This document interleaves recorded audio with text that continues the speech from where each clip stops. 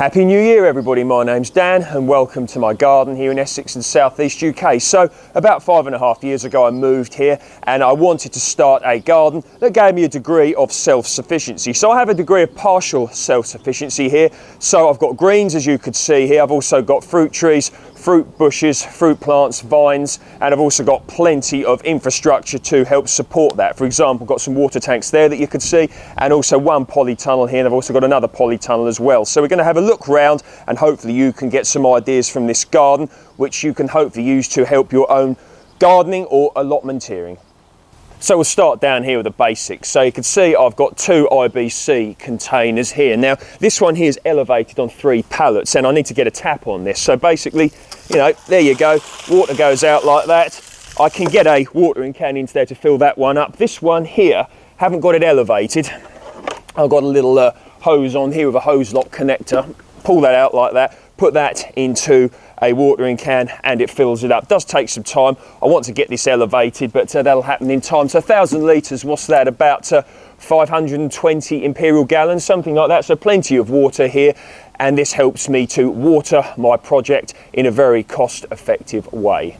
So I've got a veg bed here currently stocked with some hardy vegetables. So I have here some golden chard, bacana Chinese salad cabbage, komatsuna Japanese green, carrots there. These are variety Autumn King 2 and some Wongbok Chinese cabbage there. So I like to keep this nice and productive. So when these are finished, I'll probably end up putting some peas in here. So keep it going. If you're growing in the backyard, particularly if you've got a sort of small or medium-sized garden, you want to be keeping your ground productive. You don't want to be leaving areas standing for too long. That's my opinion anyway. So what I'll probably end up doing in the spring is giving this a nice dressing of some sort of compost, some sort of mulch, and then planting in again in the early spring with some more hardy greens. So peas, and then probably around April, May time, I will then get some beetroot out here, something like that I've already had growing in some plugs in the polytunnel. That way I keep it nice and productive. I'm always yielding a crop, thinking ahead, and that way it really will help you with your partial self-sufficiency.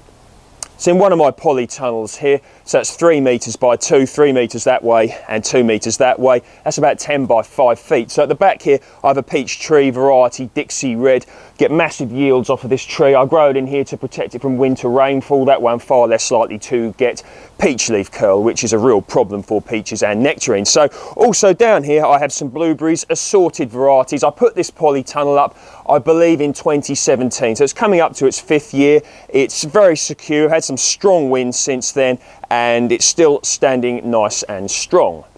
Here I am in my other polytunnel. This too is a Feel Good UK polytunnel. So it's 6 metres that way and 3 metres that way. So about 20 by 10 feet. Got all sorts growing in here. I've got some chard here, got things like broad beans here, and plenty of greens here. And down the back there, there's an orange tree. That is a blood orange. I've also got a nectarine and a peach tree, varieties Peregrine and Lord Napier. So I've got plenty going on in here. And right here, I have my shelving, which I use to raise things such as seedlings, which turn into little plug plants like this. So generally I've always got something ready to plant out. So that brings me back to my point which I was describing about with the bed I just showed you. Always got something to put in when something comes out. So keep it like a conveyor belt, a nice well-oiled machine, and you'll find your gardening will generally go much, much better indeed.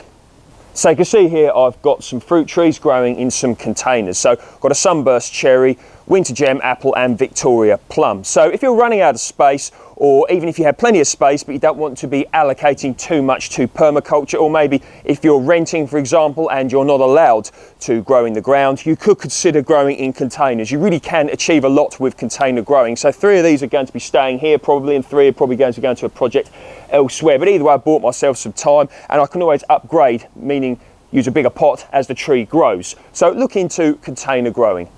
So you can see some blueberries here. Now blueberries like an ericaceous acidic growing medium, pH of about 4.5 to 5.5. So to achieve that, I'm growing these in containers. Blueberries are generally not the plant that you just put in your garden somewhere and hope for the best. You want to make sure that they've got that ericaceous growing medium, or the bushes could lack vigour, not fruit properly, and they could even die. So this is a good way to achieve it. I made the growing medium, potted them up. Some of them I need to be repotted, and had a very good crop from these last year. So here I am in my backyard orchards. I've got all sorts growing here. Lakemont seedless grapes. I really recommend that variety. Lakemont seedless, very good. Benefit very much from this southeast facing wall, which gets very warm during the growing season, and grapes really do appreciate that. I've got a pear tree here. This is variety Concord, Jubilee plum, and at the back there, I hope you could see it, I have a Worcester pearmain apple, which is a nice early ripening apple. So, oh yes, also down here I have some strawberries growing in containers. So have a look around at different varieties. You can grow some of your favourite varieties, or you could even grow something that's rare that you can't buy in the shops. So look into permaculture, and once again you've got container growing as an option, and make sure you look into your rootstocks. For example, if you've got a small garden and you end up growing an apple tree on a very vigorous rootstock, might end up a bit close to your house, etc, etc, subsidence. Really got to be looking into these things, but to just do a little bit of research and you'll find that permaculture is very open to many gardeners. So regarding permaculture, now this is a cherry tree variety Stella, which if I remember correctly was introduced to the UK in 1968 from British Columbia, the first self-fertile cherry to be introduced to the UK. So historical, very interesting and very tasty indeed. So it's on a minaret rootstock. So you can see the size of the tree. It's not a big tree, it's probably about maybe 8 or 9 years old, something like that, but doing well, and it crops really heavily. So I'll link a video down below if you want to see just how heavily this could crop. And you can grow these as cordons, you can also grow these in containers. So look into minarets if you have a very small garden, or even if you want to get many varieties in a small space. So minarets, highly recommended by me. This one here has done very well indeed. So once again, container growing here in this polytunnel. Got a variety of greens growing in these containers here. Durham early cabbage, often them too early of spring. Got some oriental greens here as well, so very nice, and expecting a nice crop of cabbages probably around April, May time. Bit more container growing down here. So I'm growing these in the polytunnel, but you could grow these outside in the containers. These are fully frost hardy. Pak choy, beetroot, wongbok Chinese cabbage, Ford hook giant chard. Got some beetroot here, and also some black Tuscan kale, Nero di Toscana. All fully hardy and all growing in a container, very productive. So once again, do not be limited if you have to go into container gardening, because it can be very productive indeed. So I've got some exotic fruit trees, if you will, growing here. So here we have nectarine, variety Lord Napier, and here I have a Sanguinelli blood orange. Now, the coldest we got down to last winter was about -8 degrees C, which is about 18 degrees Fahrenheit. We're in USDA zone 8B here. This took that absolutely no problem at all, although I did cover it that week in, I believe it was February, when it went down relatively cold indeed by UK standards. I did cover it up with a blanket at night, but apart from that, no additional protection, and it's done very well indeed. And we've got peach peregrine here, and actually had some good crops off of both of these last year when they were in fact container grown, buried in the ground. Now these are now both planted in the ground, as is the citrus tree. So you can look into growing citrus in the UK, and Sanguinelli blood orange is doing very well here indeed. I shall take you over this blood orange tree. So you can see there are some little fruits forming on here. Now I've already had one crop of little blood oranges on here, which were very tasty indeed. So citrus likes a well draining growing medium, so you can grow citrus in pots, or as you can see here, this one is planted in the ground here and is doing just fine.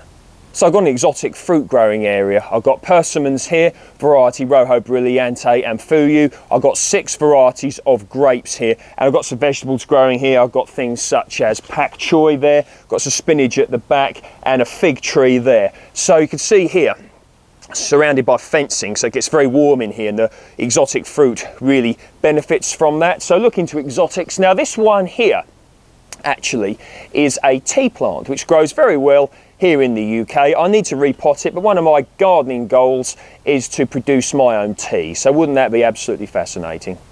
So composting. Now you can see I've got some Daleks here which I make my own compost in, and here I have a large pot. So this pot I actually purchased from the local auction. So that pot cost me £12. I've got some more of them as well. Very useful for gardening, whether you use them as raised beds. And I'm actually going to be using this one for making compost. So these I think are around £100, £95 new. So I got this for £12, very good value indeed. So I use my compost bins here, my Daleks, combinations of greens and browns. I've made videos on that in the past, and I get some lovely compost from there to enrich my garden with. And one of the good things about composting is, once again, you can tailor make make it to your situation. You can have one of these, and whether it takes you a week or whether it takes you a year to fill it right up, really doesn't matter. Secret to gardening, in my opinion, is to tailor make it to you and your individual situation, because everyone's different, and the main thing is that you get out of it what you want, so productivity and enjoyability. So if you don't have much time to invest in your gardening, whatever,